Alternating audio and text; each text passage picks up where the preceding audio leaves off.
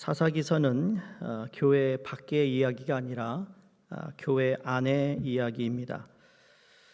제목이 사사기 그러니까 좀 동떨어진 또 그런 말씀으로 이렇게 좀 생각할 수 있거나 아니면은 사사기에는 여러 사사가 나오다 보니까 또 그 사사들이 했던 또 행적들을 보면서 이 모든 건 다 하나님의 섭리와 하나님께서 행하시고 있는 그 손 안에서 이루어지고 있는 일이다라고 보면 되겠습니다. 근데 문제는 하나님을 믿는다고 하는 이스라엘 백성이 왕이신 하나님을 저버리고 다 자기 소견에 옳은 대로 행한 그 타락상이 17장부터 사사기 마지막 장인 21장까지는 가감없이 그려지고 있습니다. 그러니까 지금까지 여러 사사들을 우리가 보면서 삼손이 마지막으로 끝나면서 그 다음에 이어지는 이야기를 보면 여전히 하나님의 말씀에 살지 않고 자기가 생각에 옳다고 생각하는 대로 살아간다는 겁니다. 근데 이것이 단순히 이스라엘 백성들만의 문제가 아니라 우리 인간의 이야기가 된다는 겁니다. 그래서 한숨이 나오는 것이죠. 이걸 읽으면서 오늘날을 살아가고 있는 소위 교회를 다닌다는 사람들 또는 그리스도인하는 사람들이 이 모습과 어쩌면 그렇게 닮았을까라는 한숨이 나와 주님 이것이 우리의 모습입니다 라는 그러한 참 마음 아픈 고백을 아니할 수가 없죠. 이것이 사사기의 마지막 단락에서 우리가 고백할 수밖에 없는 깊은 울림의 고백이 어찌해야 하는가. 마치 사도 베드로가 사도행전에 보시면 예수 그리스도의 십자가를 외치고 설교를 했는데 그 설교를 들었던 무리 중에 많은 사람들이 우리가 그럼 어떻게 해야 되느냐, 그래서 너희가 회개하고 성령을 받으라, 이렇게 해서 많은 사람들이 예수를 믿게 되었잖아요. 그렇게 해서 하나님 앞에 말씀 앞에 우리가 회개하고 돌아서서 온전히 그 말씀에 우리가 순종할 때 하나님께서 우리를 향한 계획이 다시 하나님 형상을 닮아가는 모습으로 가게 돼 있는데 바로 이 부분이 항상 미싱이 되고 있는 거예요. 그냥 예수 잘 믿으면 내게 주시는 복이나 하나님이 내게 허락하시는 은총만 생각하지 그 어떤 과정 속에서 내가 얼마나 하나님을 의지하고 있느냐는 별 다른 이야기가 되고 있다라는 거죠. 오늘 18장을 잘 보시면 원래는 1절에서 18장을 다 읽어야 즉 이게 무슨 이야기인지를 알 수 있는데 시간상 다 읽진 않았어요. 여기 18장에는 미가라는 사람이 나오고 레위 청년이 나오고 그 다음에 단지파 사람들의 이야기입니다. 이들의 이야기는 당시 이스라엘의 도덕도, 올바른 가치관도, 하나님을 두려워함도 없는 혼돈의 시대임을 전해주고 있습니다. 그러니까 사사기 18장은 단지파가 여호수아로부터 배정받은 지중해 연안의 비옥한 땅을 떠나 북쪽 헐몬산 근처의 라이스에 정착하는 이야기입니다. 나중에 라이스가 단이 됩니다. 단지파 이름을 따라 나중에는 라이스가 단이라는 이름으로 바뀌죠. 단지파가 약속받은 땅을 점령하지 못한 것은 그곳에 살던 족속들이 강했기 때문이 아니었습니다. 단지파가 하나님의 약속을 믿고 그 땅을 정복하려는 확고한 의지가 없이 편하게 살려는 나약한 믿음을 가지고 있었기 때문입니다. 바로 이 부분에서도 금방 우리가 와 닿는 게 있잖아요. 세상이 아무리 힘들고 어려워도요, 그걸 이길 수 있는 힘은 내 안에 계신 예수 그리스도를 믿는 거예요. 근데 그 믿음이 없으니까 두려워하는 거죠. 그 땅을 밟지 못하는 거예요. 그들은 그들이 쉽게 빼앗을 수 있는 땅을 찾으려고 오늘 보니까 5 정탐꾼을 보내게 됩니다. 그들이 에브라임 산지에는 미가의 집에 들러 그 집에 고용된 젊은 청년, 이게 레위 제사장이었던 것 같아요. 그러니까 오늘 본문에 보시면 뭐라고 그래요? 어디서 낯익은 목소리라고 그럽니다. 너 여기 어떻게 왔냐? 물어봅니다. 그러니까 그 전에 이 레위 청년, 이 제사장, 젊은 제사장을 그 전에 알고 있었을 수도 있어요. 그러니까 목소리를 들어보니까 어디서 많이 들은 목소리인 거예요. 그에게 자신들이 가는 길에 대하여 하나님께 물어봐 달라고 요청을 합니다. 그 제사장이 진정한 하나님의 제사장이었다면 하나님이 주신 약속의 땅으로 돌아가라고 호통을 쳤어야 되는 게 맞습니다. 그런데 이 젊은 레위인도 문제가 있는 것이죠. 지금 미가라는 개인의 한 사람의 집안에 제사장을 하고 있다. 뭐가 이상하잖아요. 제사장의 역할이 그런 게 아닌데 말이죠. 한 사람을 위하여서 제사장이 하나님께 제사 드리고 하나님의 말씀을 전하고 율법을 가르쳐야 할 사람이 말이죠, 엉뚱한 데 가서 제사장직을 하고 있는 거예요. 참 오늘날 보면 이상한 목회자도 많은 것이죠. 목회를 하지 않으면서 왜 목회 공부를 하는지 모르겠어요. 신학교 공부를. 그런 사람들이 많아요. 목회자가 되면 목회를 해야 되잖아요. 그런데 그렇지 않은 목사들이 오늘 너무 많아요. 죄송해요. 목사를 대신해서. 그러니까 혼돈하는 거예요. 믿는 사람들이. 이 사람도 목사, 저 사람도 목사.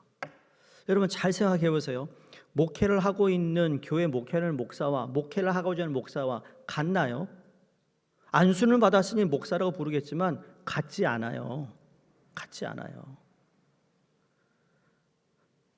그러니까 이런 거부터 세상에 우리 기독교가 뜯어고칠 게 너무 많은 거예요. 개혁을 한다면 우리 안에서 개혁을 해야 되는데 지금 이 레위 제사장 출신인 사람이 개인 집에서 제사장 직분을 감당하고 있다? 말도 안 되는 것이고, 그리고 이 사람이 제정신으로 제사장 직분을 감당하고 있다면 호통치고 너 하나님이 약속한 땅으로 돌아가. 지금 무슨 짓 하는 거야? 그들은 마침내 그네 라이스라는 성읍에 다다릅니다. 왜요? 그래, 하나님은 너희와 함께 하기를 원한다. 형통하기를 원한다. 듣고 싶은 말만 해준 거죠. 근데 그 땅을 갔더니 평온하고 땅도 넓고 부족함이 없고 부를 누릴 만한 매우 좋아 보였습니다. 그래서 돌아가서 단지파의 600명의 용사를 데리고 그 라이스로 향하여 갑니다. 가는 중에 또 문제가 뭐예요? 미가의 집에 있던 신상과 제사장을 생각하여 제사장과 신상과 에봇과 드라빔을 탈취하여 나옵니다. 자, 미가가 고용한 제사장인데 이 600명 그리고 5 정탐꾼이 얘기했던 그 청년에게 야 우리랑 같이 가자. 근데 그 안에 제사장 말고도 다른 신을 섬기고 있는 미가가 섬기고 있는 신상을 가지고 같이 떠난 겁니다. 그래서 미가가 쫓아갑니다. 지금 뭐 하는 거냐고. 그랬더니 600명의 용사가 있으니까 힘으로 안 되니까 그냥 뒤로 백업하고 말아요.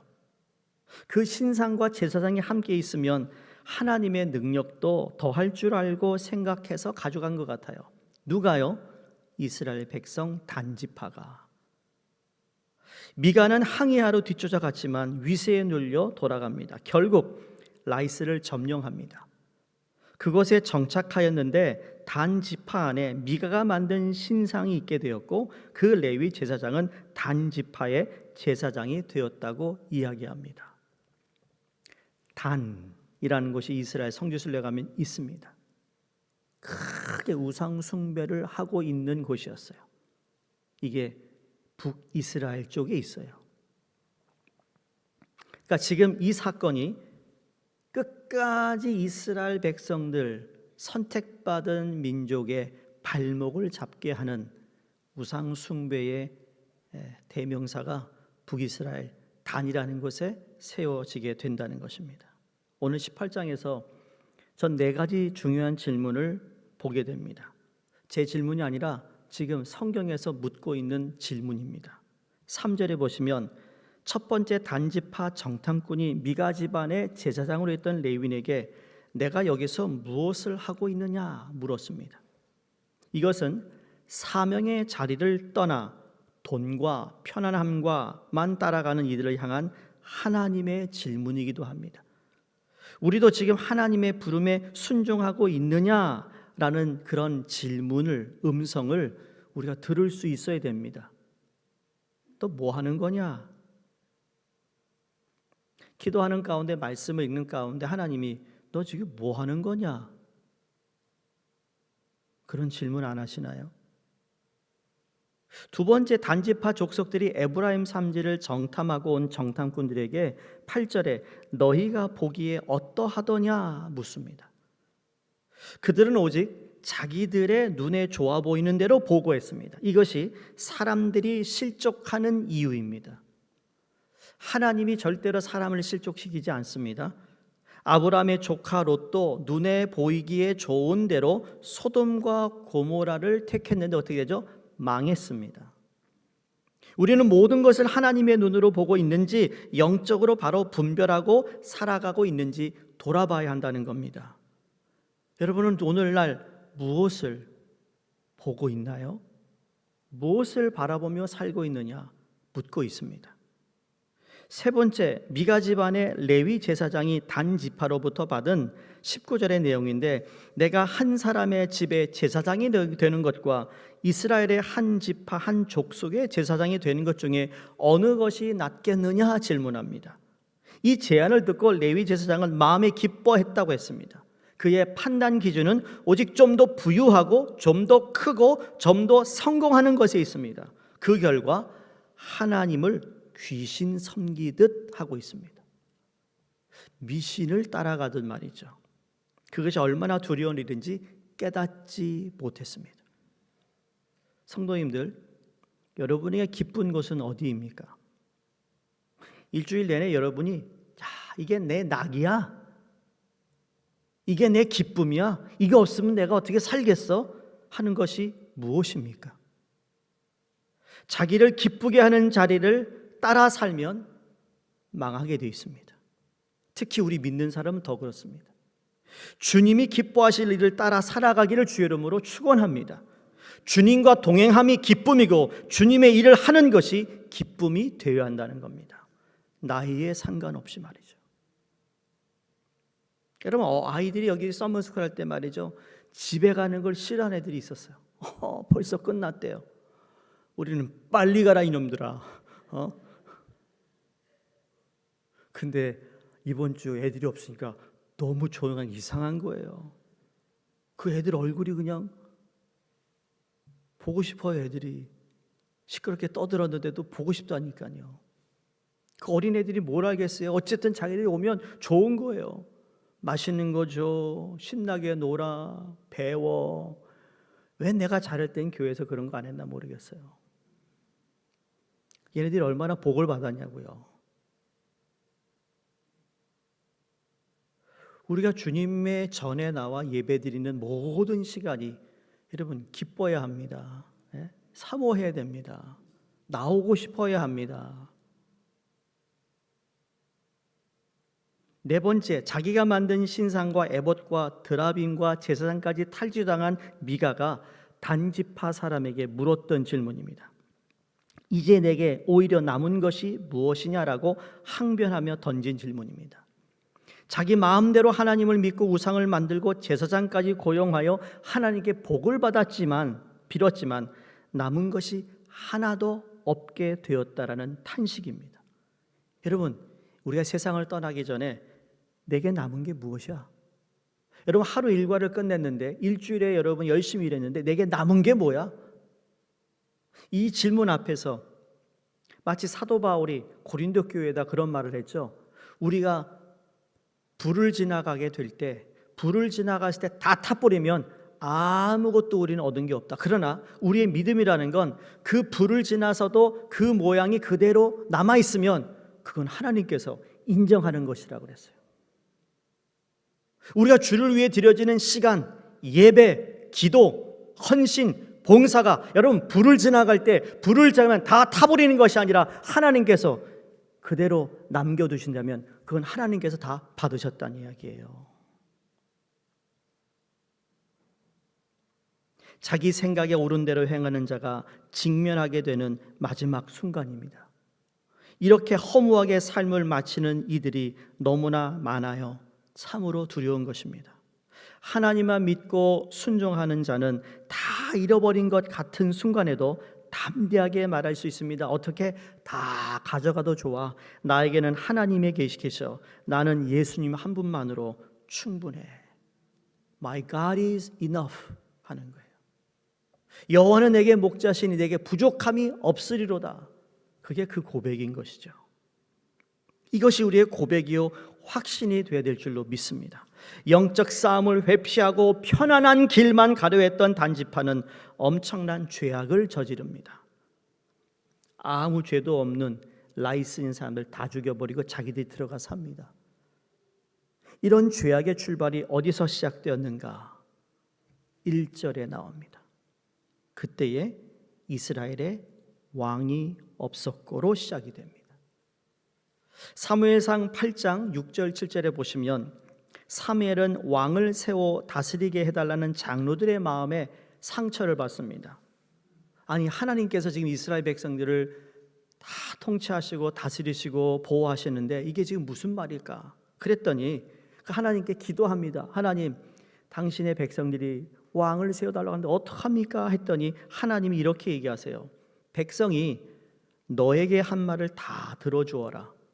그들이 너를 버린 것이 아니라 나를 버려서 자기들의 왕이 되지 못하게 한 것이다 그랬습니다.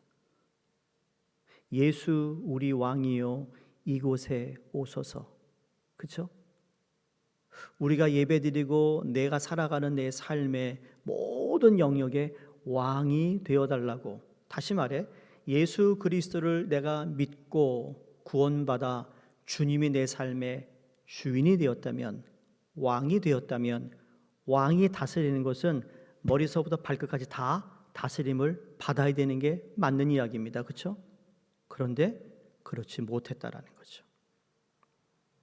그때 이스라엘의 왕이 없었고로 시작하는 본문 18장은 사무엘상에서 이스라엘 백성들이 사무엘에게 요구하는 것처럼 자신들을 다스려줄 임금, 왕이 없는 문제가 결코 아니었습니다. 그들의 문제는 왕이신 하나님을 버림에 있었습니다.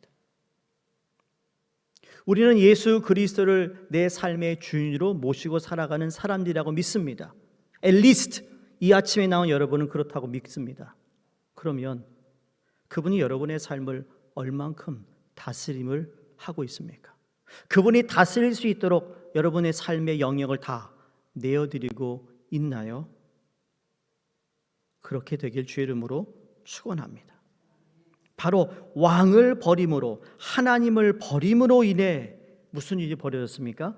자신들이 자기의 소견대로 왕 노릇을 해보지만 결국 자기만 하는 이기, 자기만 잘났다고 하는 허영, 자기 것에 집착하는 탐욕만 남았을 뿐입니다.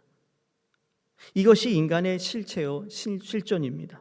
이를 아는 사람들은 주님, 내 소견으로 왕 노릇을 힘껏 애써보지만 늘 이기와 탐욕만 남을 뿐입니다. 주님, 저의 왕이 되어 주십시오. 주님이 저를 다스려 주시옵소서. 나를 다스려 주세요라고 항복할 수밖에 없는 겁니다. 누가요? 예수를 믿는, 하나님 믿는 사람은 순간순간마다 가정에서나 직장에서나 사업장에서나 어떤 일 앞에서도 하나님 항복할 수밖에 없습니다. 여기 이스라엘이라는 이름을 빼고 여러분의 이름을 바꾸어 한번 읽어보세요. 그때에 아무개에 왕이 없었고, 이렇게 우리의 삶이 전개되지 않기를 바랍니다. 이기와 탐욕만 남은 자신의 모습이 그대로 드러난다면 회개해야 합니다. 왕이신 하나님이 왜 내게 왕으로 좌정하시고 나를 다스려야 하는지 자명하지 않습니까? 오늘 이 아침, 오늘 이 말씀을 통해 네 가지 질문을 다시 한번 좀 묵상했으면 좋겠어요. 첫 번째, 내가 여기서 무엇을 하느냐? 두 번째, 너희가 보기에 어떠하느냐? 세 번째, 어느 것이 좋아 보이냐? 마지막에, 그래서 이제 남은 것이 무엇이냐? 기도하겠습니다. 하나님 아버지, 하나님도 나의 유익과 돈과 명성을 위해 가져다 쓰고 데려올 수 있다고 믿는 물질 만능주의가 하나님을 대신하는 이 시대의 참된 믿음이 무엇이고, 진리가 우리를 데려가려고 하는 목적지는 어디인지를 분명히 분별하도록 도와주시옵소서. 내게 세속적 복을 주는 신만이 선하고 참된 신이라고 속이고 있는 우상을 버리고 오직 나에게 가장 선한 길로 인도하시되 그 선함이 내가 원하는 방식이 아니더라도 하나님은 내게 아버지가 되시고 결국 내게 참된 영적 복으로 결실을 맺는 분임을 바라보고 믿게 하여 주시옵소서. 하나님, 오늘 이 아침 4가지 질문을 묻습니다.